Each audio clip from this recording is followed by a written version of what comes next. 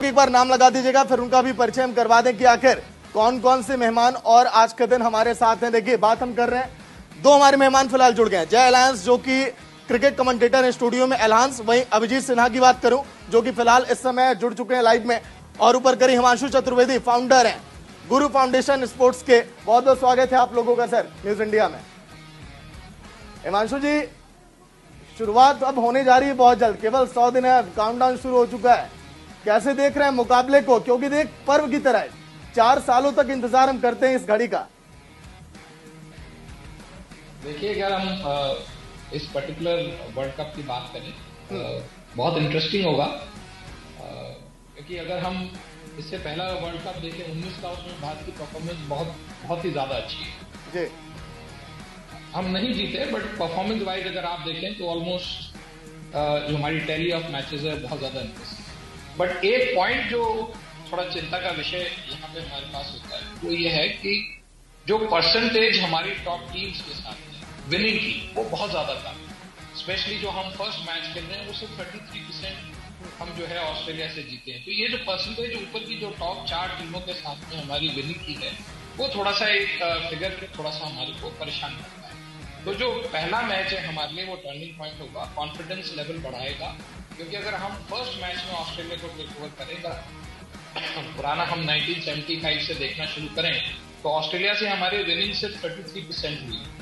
तो that is a point जहां एक बहुत बड़ा वरी फैक्टर है, और वो पहला ही मैच आप करते हैं। तो अगर हम कहीं से उस मैच में एक सरप्राइज स्प्रिंग करें और उस मैच में हम जीतें तो हमारा वे फॉरवर्ड बहुत अच्छा हो जाएगा।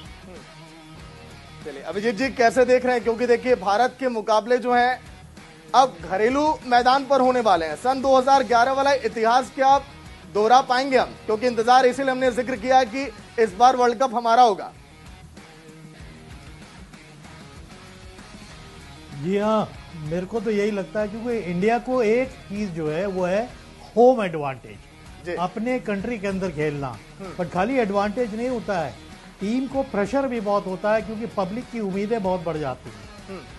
जैसे 2011 में इंडिया ने परफॉर्म किया था, वर्ल्ड कप जीता था, मेरे को यही उम्मीद है कि क्योंकि हम अपनी कंट्री में खेल रहे हैं, एक बार उसी परफॉर्मेंस को हम रिपीट कर सकते हैं। और जिस तरह के दिग्गज प्लेयर हैं, जिस तरह के उनके फॉर्म चल रहे हैं, हालांकि वनडे में कोई भी कंट्री इजी नहीं है। मैं पिछले 19 के वर्ल्ड कप पे भी मैंने एक इंटरव्यू किया था जिसमें बोला था कि न्यूजीलैंड से हम लोग लीग मैच नहीं खेल पाए थे पानी की वजह से, और डायरेक्टली फिर हम जो है नॉकआउट में खेले थे, और नॉकआउट पे और रोहित ने 300 भी किए थे उसमें, इंग्लैंड में, सबको याद होगा। बट जो कमेंटेटर आए थे मेरे से इंटरव्यू ले रहे थे, उन्होंने कहा था, मैंने उनसे एक ही बात बोली थी, हर मैच नया होता है। बिल्कुल, अगर आप मैच बाय मैच चलेंगे तो ज्यादा अच्छा, नहीं तो प्लेयरों से आप उम्मीद बहुत ज्यादा करने लगते हो, कहीं एक नॉकआउट का मतलब आपने गलती की है, आप बाहर हो। और वही हुआ था न्यूजीलैंड के साथ, हमने गलती की, हम बाहर हुए। तो इंडिया के ऊपर डेफिनेटली प्रेशर बहुत होगा, बट मेरे को ये उम्मीद पक्की है कि जो होम एडवांटेज है वो इंडिया के फेवर में जाए। चलिए अभिजीत जी, लौट कराऊंगा। फिलहाल देखिए स्टूडियो में जय जी भी हैं, ये जय शाह नहीं है, कमेंटेटर जय। हिमांशु जी कुछ कहना चाह रहे थे, लाइएगा। हिमांशु जी, देखिए जिक्र हम कर रहे हैं कि अगर भारतीय पिच की अगर यहाँ पर भारत को मदद मिल रही है तो अन्य विदेशी टीमें भी लगातार यहाँ अगर आकर मैच खेली हैं। हाल ही में देखिए ऑस्ट्रेलिया से जिस तरह से हार मिली है भारत को, लेकिन कौन कौन से ऐसे खिलाड़ी हैं जिनको आपको लग रहा है कि मिस हम करेंगे, वो मैदान में अगर नहीं दिखाई देंगे? कहाँ कहाँ पर भारत का वीक पॉइंट है, कहाँ कहाँ पर स्ट्रॉन्ग पॉइंट है, एक बार इस पर भी थोड़ा डालिए नजर हिमांशु जी। देखिए, एक चीज मैं अभिजीत जी जो अभी कह रहे थे, मैं उस चीज पे थोड़ी सी ध्यान दिलाना चाहूंगा कि एक एक्सपीरियंस 2011 का है, तो उससे पहले 96 का भी एक एक्सपीरियंस हमारा होम ग्राउंड है। तो हमारे को दोनों एक बड़े मिक्स एक्सपीरियंस हमारे पुराने मिले थे 96 और 2011 के। और जैसा आपने कहा, तो ये मेरे को लगता है जो टीम अभी आज हमारे पास में है, ये बहुत ही बैलेंस टीम है। इसमें पुराने और नए प्लेयर्स का बहुत अच्छा कॉम्बिनेशन है, और मुझे लगता है कि जो टीम इस बार स्पेशली जो हमारे पास में, उसमें जो ऑलराउंडर्स हैं उनसे बहुत ज्यादा उम्मीद है। और पुराने खिलाड़ी, ऐसा नहीं लगता है, देखिए हमेशा नए खिलाड़ियों को मौका मिलना चाहिए, नए खिलाड़ी आने चाहिए। तो मेरे ख्याल से बहुत अच्छी बैलेंस किया होगा। जो बहुत इंपॉर्टेंट प्लेयर हैं जो विनिंग है, आप बड़े प्लेयर कह सकते हैं, शिखर धवन एक हमारे ऐसे प्लेयर हैं जिसको आप इस फॉर्मेट में बहुत मिस करेंगे, मतलब मेरे फेवरेट रहे हैं। और ऑफकोर्स ये कितने बड़े प्लेयर जो आज इंजर्ड हैं, हमारे जो एक्सटेंट में बाहर हैं, उनको मैं बहुत मिस करूंगा। वो मेरे बहुत फेवरेट प्लेयर हैं। इन दो प्लेयर्स को मैं पर्सनल लेवल पे बहुत मिस करूंगा इस पर्टिकुलर टूर्नामेंट। ठीक है, चलिए हिमांशु जी, अभिजीत जी बने रहेगा, एक छोटे से ब्रेक पर जा रहे हैं। ब्रेक के बाद कमेंटेटर जय भी आप लोगों से पूछेंगे कि आखिर कहां पर हमारा पलड़ा भारी हो सकता है। एक बार जिस तरह से अभिजीत जी हैं और फिलहाल हिमांशु जी हैं चर्चा में। अभिजीत जी, 8 टीमें जिन्होंने पहले क्वालिफाई किया है, अब उनकी ताकत और कमजोरी पर हम आ रहे हैं एक-एक करके। सबसे पहले भारत की बात कर लेते हैं सर।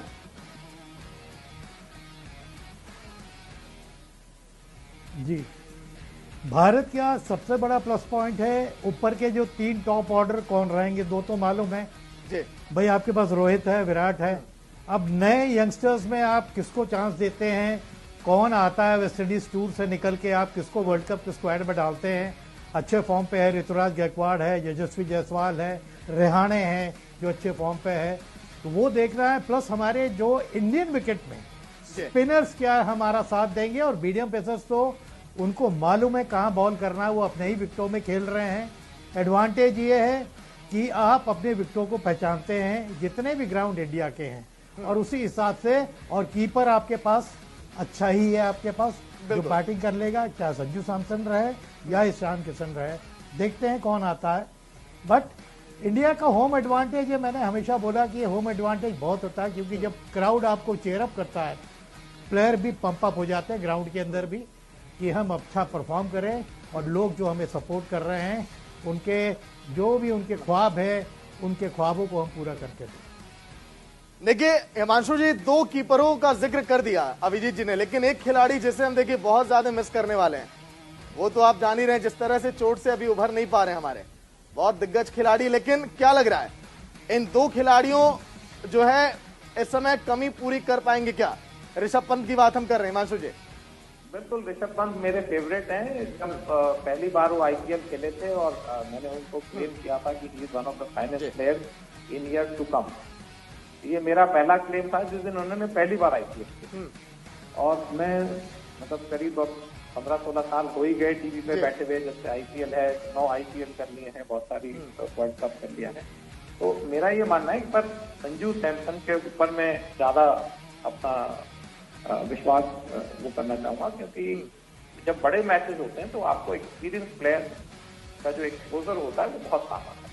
तो दूसरी चीज जो आपने 2 प्लेयर के लिए कही, मैं थोड़ा सा एक स्टेप और आगे जाऊंगा कि हमने पिछले कुछ मैचेस में देखा है कि जब, जैसे अभिजीत जी ने कहा कि हमारे पहले 3 प्लेयर इंपॉर्टेंट है, मेरा मानना यह है कि जो हमारा मिडिल ऑर्डर है वो सबसे ज्यादा इंपॉर्टेंट है, क्योंकि हमने बहुत अच्छे अच्छे मैचेस इसलिए हारे हैं कि क्योंकि हमारा मिडिल ऑर्डर हमेशा क्रैश करता है। तो अगर हम अपने मिडिल ऑर्डर को बहुत अच्छे से रखें, हमारे पास बहुत अच्छे ऑलराउंडर्स हैं और कुछ सीनियर प्लेयर्स हैं, अगर वो हमारा साथ बहुत अच्छे से देते हैं, तो जैसा आपने कहा कि हिंदुस्तान में कोई टीम नहीं हरा पाई। चलिए जय, देखिए 2 ऐसे खिलाड़ी हैं जो अभी फिलहाल देखिए सस्पेंस अभी लग रहा है इस समय। बुमराह की हम बात करें, केएल राहुल की बात करें, केएल राहुल तो ऐसे खिलाड़ी जो कि ग्राउंडेड शॉट भी बढ़िया मारते हैं और ग्राउंड के बाहर भी मारने में देखिए काफी काबिलियत वो रखते हैं। लेकिन इन खिलाड़ियों को अगर शामिल नहीं किया गया या फिर अगर ये नहीं खेल पाते हैं तो शायद ये झटका हो सकता है भारतीय टीम के लिए। जय, झटका तो बिल्कुल हो सकता है। केएल राहुल जैसा आपने बोला काफी अच्छे प्लेयर हैं, और ऋषभ पंत जैसे नहीं खेल रहे, केएल राहुल भी अगर खेल पाए तो वो भी विकेट कीपिंग कर सकते हैं। वो जो एक ऑप्शन था ईशान किशन, संजू सैमसन, राहुल भी एक और है। लेकिन अगर राहुल नहीं खेल पाए तो फिर आई थिंक वही ईशान किशन और संजू सैमसन में आप कौन चुनते हो? और मैं भी उन दोनों में आई थिंक संजू सैमसन की तरफ थोड़ा ज्यादा लीन कर रहा हूँ, क्योंकि वो ज्यादा एक्सपीरियंस है जैसे बोला गया है। बिल्कुल, और इंडिया को मिडिल ऑर्डर में वो एक्सपीरियंस की जरूरत है। और हम बुमराह पे अब बात करें तो बुमराह काफी मिस करेगी इंडियन टीम। लेकिन अगर हम इंडिया को देखें, जो भारतीय टीम है इसको देखें, पिछले कुछ सालों में काफी अच्छे फास्ट बॉलर्स अब आ गए हैं आपके पास। शमी तो है ही, उनका जो एक्सपीरियंस है, सिराज भी अब काफी अच्छी गेंदबाजी कर रहे हैं। तो ऐसे जो आपके पास ऑप्शन है, अर्शदीप सिंह एक और जो डेथ ओवर्स में काफी अच्छी बॉलिंग कर रहे हैं, तो ये जो सारे ऑप्शन हैं आई थिंक इनसे जो ये भारतीय टीम है बुमराह को पूरा रिप्लेस तो नहीं कर पाएंगे, लेकिन वो आपके पास ऑप्शन आ जाएंगे। हार्दिक पांड्या भी अब ठीक बॉलिंग करने लगे हैं, वो भी वापस फिट है। तो आई थिंक बुमराह का उतनी चोट नहीं होगी इंडिया को, क्योंकि उनके पास ऑप्शंस हैं। लेकिन केएल राहुल की काफी हो सकती है, क्योंकि आपके पास और ऐसे मिडिल ऑर्डर वैसे ही आपका थोड़ा कमजोर है और अब केएल राहुल भी नहीं खेल रहे। अच्छा, एक पॉइंट पर बात अब करते हैं। देखिए आईपीएल की अगर हम बात करें, आज के दिन रोहित शर्मा ने अपने बयान में यह कहा कि T20 फॉर्मेट ने प्रभावित किया वनडे जैसे मुकाबलों को, टेस्ट जैसे अब हम लोग खेल रहे हैं, क्योंकि बल्लेबाज जब बैटिंग करने उतरता है तो फिर वही शॉट, वही जल्दबाजी में बैटिंग करना। लेकिन अभिजीत जी, मुझे लगता है कि आईपीएल जैसे फॉर्मेट ने कई सारे खिलाड़ियों को दिया भी है। वहां से देखिए कई सारे खिलाड़ी उभर के आए, क्योंकि जब मौका मिलता है बेहतरीन वो खेलते हैं, और मुझे लगता है कि पहले की अपेक्षा बहुत सुधार भी हुआ है भारतीय क्रिकेट में आईपीएल के आने से। अभिजीत जी। जी डेफिनेटली चांस भी मिला है, आप खेले भी हैं, बट आपको मैं एज ए क्रिकेटर जो मैं बता सकता हूं, T20 एंड 50 ओवर्स क्रिकेट में बहुत डिफरेंस होता है। बिल्कुल। There is a difference of nearly 60 overs in the whole match, है ना। तो वो जो बच्चे T20 के सक्सेसफुल प्लेयर होते हैं, कोई जरूरी नहीं है कि वो 50 ओवर्स में भी जाके एक्सेल करें। आपको इनिशियल 30-35 ओवर्स में एक इनिंग बिल्ड करने वाला प्लेयर चाहिए जो सिंगल डबल निकाले। विराट उसका मास्टर है, रोहित तो थोड़ा सा स्ट्रोक मेकिंग ज्यादा रखते हैं, बट विराट उसका मास्टर है जो आपको पूरे ग्राउंड में चकाता भी रहेगा और बाउंड्रीज भी मारता रहेगा। तो he is the key player in 50 over. उस तरह नीचे रहने भी फॉर्म पे है, देखते हैं उसको रखते हैं। बिल्कुल। बाकी यस, राहुल का ना होना एक थोड़ा सा गैप क्रिएट करता है, बट संजू सैमसन के लिए जो बोला गया कि I think number 1 keeper, because he is a very very good batsman, तो उसको एक्सपीरियंस की भी कमी नहीं है। तो संजू है, ऐसे हार्दिक है, is very good in batting, और बॉलर्स तो खैर हमारे पास हैं जो कर लेंगे, चाहे स्पिनर्स हो मीडियम पेसर्स हो, और इनके होम सॉइल पे खेल रहे हैं। That is the advantage with them, and उसी पे उसको उनको ट्रस्ट करना चाहिए और बैक करना चाहिए। चलिए हिमांशु जी, हमने बैटिंग ऑर्डर की बात कर ली, कीपिंग पर हमने चर्चा कर ली, लेकिन बॉलिंग ऑर्डर कैसे आप देख रहे हैं? क्योंकि कई ऐसे बॉलर हैं जो अब देखिए भारतीय टीम में है भी नहीं, कई ऐसे बॉलर हैं जो चोटिल भी हैं। अब हमारा युवा जो बॉलिंग क्रम है वो कितना प्रभाव छोड़ पाएगा सामने वाली टीम पर? हिमांशु जी। नहीं, देखिए जैसा अभी जय ने कहा, मेरे को लगता है कि हमने पिछले कुछ टाइम में बॉलर्स बहुत अच्छे तैयार किए, और मेरा मानना है कि ये जो अभी हमारे पास में बॉलर्स हैं ये कॉम्पिटेंट हैं, काफी कॉम्पिटेंट हैं इस पर्टिकुलर कंपटीशन के लिए। और एक और भी बहुत अच्छी चीज होती है, कई बार हम देखते हैं कंपटीशन में कि जब अनएक्सपोज प्लेयर्स आते हैं, जो हमारे बॉलर्स जो नए बॉलर्स हैं उनका बहुत ज्यादा एक्सपोज नहीं है, वो भी हमें बहुत अच्छे रिजल्ट देते हैं। बिल्कुल। तो ये एक डिसएडवांटेज में एडवांटेज हमें मिलता है कि जो हमारे कई बार जो नए बॉलर्स हैं उनको जब अपनी होम पिच मिलती है खेलने के लिए, तो उनके रिजल्ट बहुत सरप्राइजिंग होते हैं। और बिल्कुल मैं जय की बात इस चीज से एग्री करूंगा कि जो अभी नई जो हमारी सीरीज ऑफ बॉलर्स आई है ये 100% कॉम्पिटेंट है, और हम यस बुमराह को हम मिस करेंगे क्योंकि बुमराह का जो एक्सपीरियंस है वो और लोगों का नहीं है, एक्सपोजर बहुत बड़ा है। बट ये जो पर्टिकुलर जो 2-3 अभी जो नए हमारे शमी हैं, शमी के पास में भी एक्सपीरियंस भी है, तो जो नए बॉलर्स हैं आई एम वेरी कॉन्फिडेंट कि ये हमें बहुत अच्छा रिजल्ट देंगे। चलिए, जैसे उनकी बात कर ली है, bowling, wicket keeping, batting, 2 zone अभी बाकी है। अभिजीत जी, अब हमारे स्पिन बॉलिंग पे फिर हिमांशु जी से हम पूछेंगे कि आखिर अब ये बताइए फील्डिंग हमारा कितना बेहतर हुआ है। अभिजीत जी पहले आते हैं स्पिन बॉलिंग पे। जी नहीं, स्पिनर्स तो खैर अच्छे हैं हमारे, जडेजा है, अक्षर है, और अगर हम लेफ्ट आर्म अनऑर्थोडॉक्स देखें कुलदीप है। अब ये कि हमारा स्क्वाड पिक कैसे होता है, ऑफ स्पिनर है, अश्विन है, हम अपने ग्राउंड पे खेल रहे हैं, अपने ग्राउंडों पे खेलने वाले हैं, और स्पिनर्स की होंगे। याद रखिए स्पिनर्स का रोल की होगा। मैं आज भी ये बात बोल रहा हूं कि हम जब अपने होम ग्राउंड में खेल रहे हैं तो हमारा एडवांटेज स्पिनर्स हैं, तो हम स्पिनर्स को कैसे पिक करते हैं, उनको कैसे यूटिलाइज करते हैं। बैटिंग तभी आप बैटिंग में आप करिए, रन दे के दीजिए और स्पिनर्स आपको रिस्पॉन्ड करें, तभी काम बनेगा। ये पक्की बात है। मैंने पिछले वर्ल्ड कप में ट्रेंट बोल्ट के लिए बोला था कि उसको किसी ने खेला नहीं है, वो सबसे ज्यादा बॉल स्विंग कर रहा है इंग्लैंड के अंदर, और उसी ने आके बॉल करके इंडिया को हरवा दिया सही पर। तो आपको टिक मार्क करना पड़ेगा कि आपको किन बॉलरों पे क्या लाइन रखनी है, क्या लेंथ रखनी है, कौन सी ग्राउंड है, कौन सा विकेट स्लो है, किस पे थोड़ा सपोर्ट मिल रहा है, उस तरह से टीम आप चुनिए। तो एक एक मैच इंपॉर्टेंट होता है। ये 50 ओवर्स बड़ा डाइसी क्रिकेट है।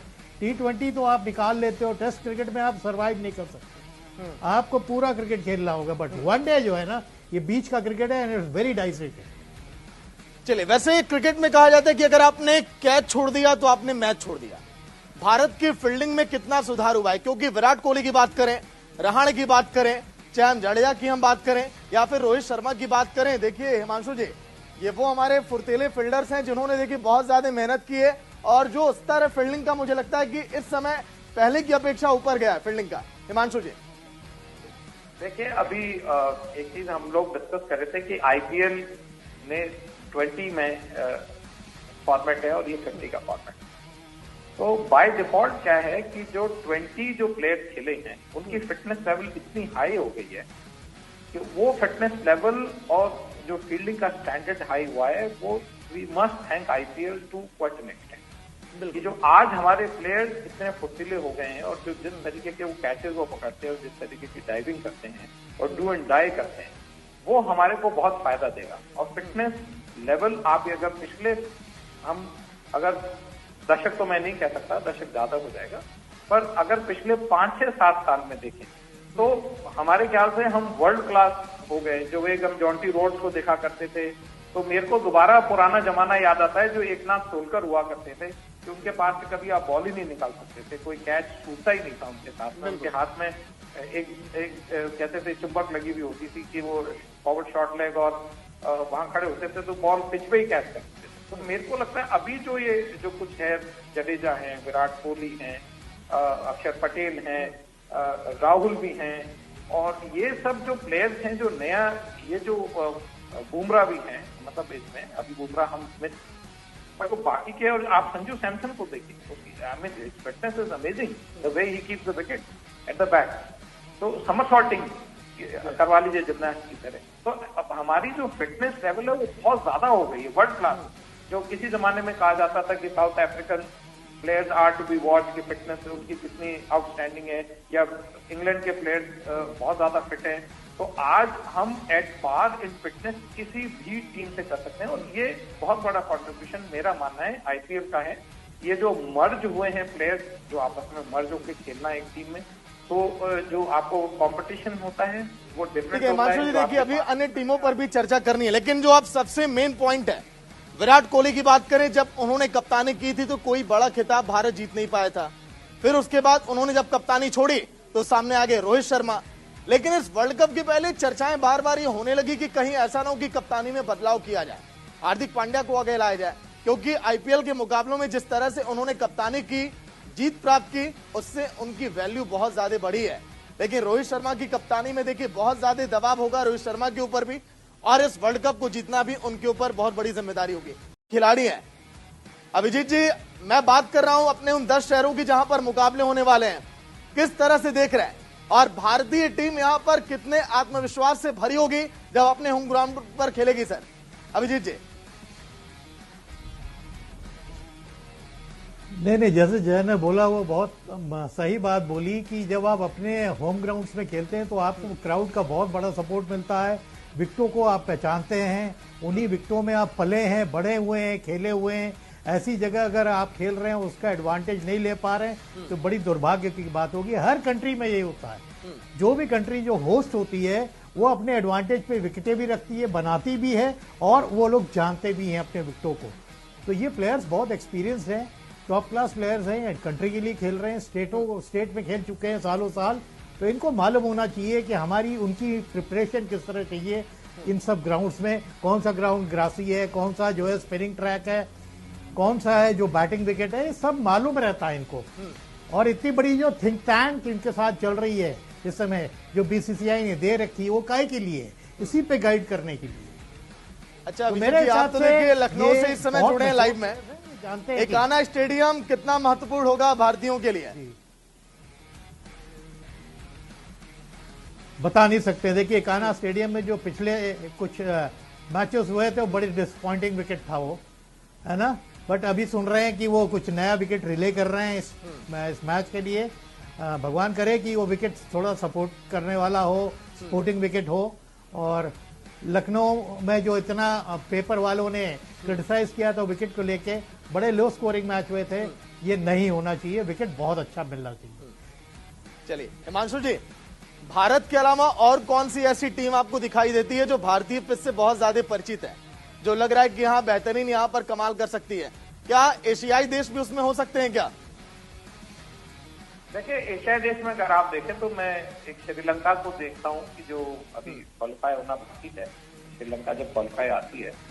और दूसरा जो सबसे ज्यादा मेरे को क्लोज लगता है, अगर मैं इंग्लैंड और ऑस्ट्रेलिया के बीच में कुछ करूं तो मेरे को लगता है ऑस्ट्रेलिया की एज ज्यादा है कि जो हमारे पिचेस को ज्यादा पढ़ सकते हैं।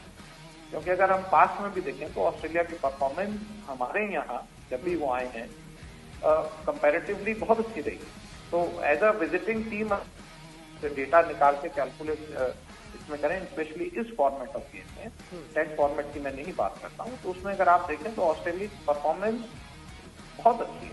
तो और अभी अभिजीत जी ने कहा एक बहुत इंपॉर्टेंट पॉइंट है कि ये मेरा काफी मानना भी है और पहले से भी मैं कुछ शोज में कह चुका हूँ कि ये ऑफ द पिच जो है वो हमारे लिए बहुत ज्यादा वर्किंग इंपॉर्टेंट है या ऑन द पिच है, क्योंकि हम किस पिच पे किस टीम के साथ किस टॉस पे खेल रहे हैं ये हमारे लिए बहुत इंपॉर्टेंट होगा।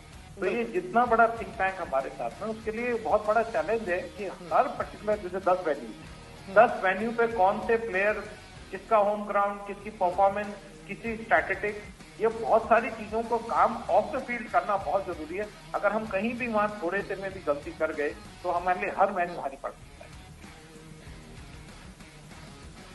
आप जिक्र कर लेते हैं 15 अक्टूबर नरेंद्र मोदी स्टेडियम, जहां पर मुकाबला भारत और पाकिस्तान का। सियासी दिग्गज भी यहां पर पहुंचने वाले हैं सर इस मैच का लुत्फ उठाने के लिए, लेकिन भारत का पलड़ा यहां पर कितना भारी होगा इस मैच में? हालांकि आत्मविश्वास से तो भरी हुई लगती है यहां पर। देखिए, अभी तक तो वर्ल्ड कप में 100 में से 100 नंबर हैं, आज तक हम कभी हारे नहीं हैं। और ऐसा स्टेडियम भी आपने चूज किया है कि आपने अहमदाबाद में स्टेडियम को चूज किया है, तो मेरे को नहीं लगता कि कुछ परसेंटेज है, बट हमें ओवर कॉन्फिडेंट नहीं होना चाहिए कभी भी। पर मेरा मानना यह है कि पाकिस्तान अपनी सबसे बेहतर कोशिश करेगा, बट अभी तक का जो इतिहास बताता है कि हम आज तक एक भी 75 से अभी तक 1975 से अभी तक किसी भी वर्ल्ड कप में एक सिंगल मैच पाकिस्तान से नहीं हारे। तो अभी हिस्ट्री एकदम से टर्न अराउंड हो जाए तो बात अलग है, क्योंकि अहमदाबाद का जो क्राउड है और जो स्टेडियम है इतना विशाल है, और जो क्राउड होगा, जैसे अभिजीत जी ने भी कहा अभी कई बार कि जो अपना जो क्राउड होता है वो बहुत चीजें बदलाव कर देता है। बिल्कुल। तो मुझे नहीं लगता है कि हमें तो ये डिस्कस करना चाहिए कि हम कितने मार्जिन से जीते। परसेंटेज तो है ही नहीं, चांस ही नहीं है कि हम कहीं हार के कहीं आसपास भी जाएंगे, पर हम ये डिस्कस करें कि जो पास्ट डेटा जो आता है, जो पास्ट रिजल्ट है, उसमें पाकिस्तान को कितनी बुरी तरह हराएंगे। बिल्कुल, उसमें जो हराया उसमें और बुरी तरह हराएंगे, उसमें हमें आगे बढ़ना चाहिए बजाय। अब आप जब जिक्र आप कर ही रहे हैं कि बुरी तरह से हराएंगे हम, अभिजीत जी लग रहा है कि आप भी खुश हैं, आपको भी पूरी उम्मीद है पाकिस्तान में इस बार टीवी फूटने वाला है? डेफिनेटली। देखिए, एक बात बताऊं प्रैक्टिकली, जो रिकॉर्ड बताता है वर्ल्ड कप का, पाकिस्तान हमेशा इंडिया के अगेंस्ट प्रेशर में रहेगी। वो भी इंडिया के अंदर मैच खेल रही है, बाहर के मैचेस वो इंडिया के अगेंस्ट जीते हैं, बट याद रखिए ये वर्ल्ड कप इंडिया में हो रहा है, तो मेरे को लगता है प्रेशर तो दोनों ही टीम पे होता है जब खेलती है इंडिया। पाकिस्तान मीन्स वो वॉर की तरह एकदम खेलते हैं ग्राउंड पे, बट मेरे हिसाब से जो प्रेशर होगा पाकिस्तान पे ज्यादा होगा वो इंडिया के अगेंस्ट। यह 15 अक्टूबर का दिन, मतलब कि हम सभी भारतीयों के लिए देखिए बड़ा महत्वपूर्ण दिन ही होता है। एक पर्व की तरह भारत पाकिस्तान के मैच को देखा जाता है। आतिशबाजी तो आमतौर पर हम देखते हैं जब हमारी टीम जीत जाती है, उसके पहले से बहुत सारी उम्मीदें, लेकिन जब उम्मीद को झटका लगता है तब शायद हम बड़े निराश होते हैं। हाँ बिल्कुल, निराश तो होते ही हैं। और अभी तक विश्व कप में सिर्फ एक ही बार हरा पाई है पाकिस्तान भारत को, वो भी T20 वर्ल्ड कप में था। ओडीआई वर्ल्ड कप में एक भी बार नहीं, और मुझे लगता है वही उम्मीदें बनी रहेंगी अभी इस भारतीय टीम से, और इस बार भी वो लोग काफी अच्छा खेल पाएंगे। और एक और चीज है कि ये मैच जो भारत में ही हो रहा है, उससे ये भी है कि जो एटमॉस्फेयर बनता है जब आपके पास जो जैसे सी ऑफ ब्लू बोलते हैं, जब बहुत भारतीय टीम के जो सपोर्टर्स हैं वही होंगे इस स्टेडियम में काफी, उससे भी जो पाकिस्तान की टीम है उन पे काफी दबाव बना रहेगा और इंडियन टीम को काफी। अच्छा देखिए अभिजीत जी, एक सबसे मेन सवाल ये है, कर लेते हैं, क्योंकि मुझे लग रहा है कि पाकिस्तान की टीम पहले ही थोड़ी परेशान हो गई होगी, क्योंकि इन लोगों ने ठान लिया था भारत हम खेलने के लिए भेजेंगे नहीं। एशिया कप में जब तक आप लोग नहीं आएंगे सर।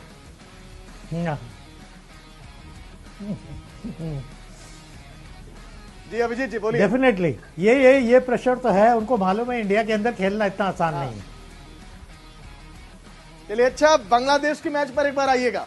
बांग्लादेश का मैच कहां पर है, कितने तारीख को, एक बार ये आप सभी को दिखा दें, क्योंकि बांग्लादेश ने कई बार ऐसे मैच भारत को हराए जो उम्मीद नहीं थे। क्योंकि 19 अक्टूबर के बाद अगला मैच 22 अक्टूबर धर्मशाला भारत और न्यूजीलैंड के बीच है।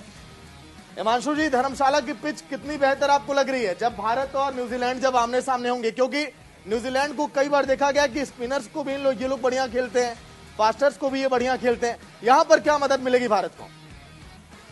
देखिए, अक्टूबर का ऐसा महीना है जिसका मौसम बहुत अगेंस्ट नहीं है। अगर यही मैच थोड़े दिन पहले अगर होता तो थोड़ा सा वेदर की वजह से न्यूजीलैंड की टीम तंग होती।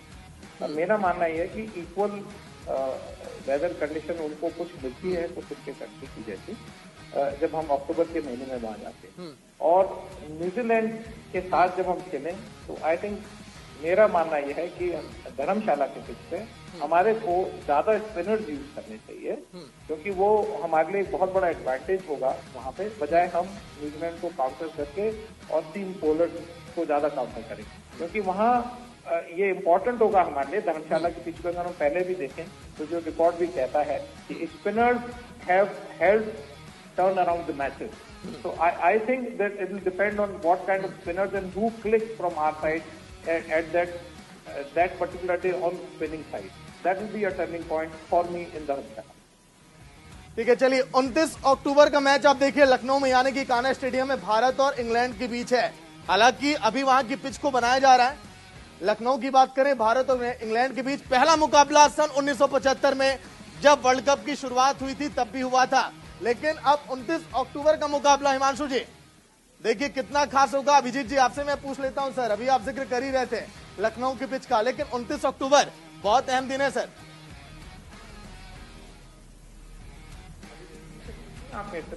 जी हाँ जी अभिजीत जी बोलिए। मेरे हिसाब से क्या विकेट बनता है ये बहुत इंपॉर्टेंट है। क्या विकेट कैसा बनता है, अभी तक तो लखनऊ के पिचेस ने थोड़े से डिसअपॉइंट किए जब इंटरनेशनल मैचेस हुए थे, बट मेरे हिसाब से जब तक 29 अक्टूबर आएगा तब तक विकेट तो बन जाएगा। वहाँ नया विकेट ले कर रहे हैं, मेहनत तो चल रही है, देखते हैं। बट आपको मैं एक चीज और बताऊं, इंग्लैंड बहुत प्रोफेशनल टीम। इंग्लैंड का जो T20 एंड वनडे में जो इतना ज्यादा आने पिछले कुछ ईयर्स में ये लोग ऊपर आए हैं, ये इन लोग की सोच की वजह से। उनकी जरा टीमें देखिएगा, T20 से उनकी वनडे की टीम बिल्कुल अलग रहती है। वो सेट प्लेयर्स होते हैं, उसको खिलाते हैं जो सक्सेसफुल प्लेयर्स हैं उनके काउंटिंग। बिल्कुल। तो इंग्लैंड की टीम बहुत टफ टीम है। अब इंडिया में वो कैसे फेयर करती है ये हम लोग को देखना हो, खासकर लखनऊ में इंडिया से मैच है।